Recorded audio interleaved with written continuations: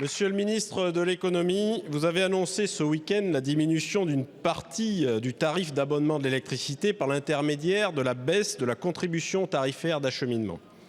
Mais cette baisse au 1er février ne devrait représenter qu'une dizaine d'euros par an d'économie pour les ménages, moins d'1 euro par mois. Avec cette annonce, vous esquivez le cœur du débat, l'exigence de revenir sur la hausse de la TVA sur les abonnements du 1er août dernier et celle de baisser de 20 à 5,5% la TVA sur les consommations. Monsieur le ministre, avant même d'ajouter la marge des fournisseurs ou les coûts de production et de distribution, les taxes sur l'électricité représentent aujourd'hui de 30 à 35% du montant total payé par les usagers. Si vous vouliez vraiment alléger la facture d'électricité des Français, mais aussi celle de nos entreprises, de nos communes, de nos hôpitaux, de nos établissements scolaires, vous disposez de marges confortables.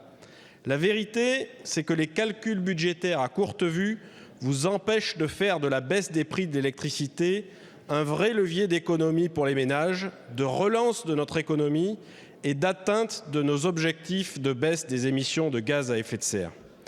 À l'heure où la France produit une électricité décarbonée et abondante, où plus de 3 millions de ménages sont en précarité énergétique, où notre pays perd chaque année 57 milliards d'euros pour importer du pétrole et du gaz, pourquoi refusez-vous toujours de revenir sur la TVA à 20% sur l'électricité?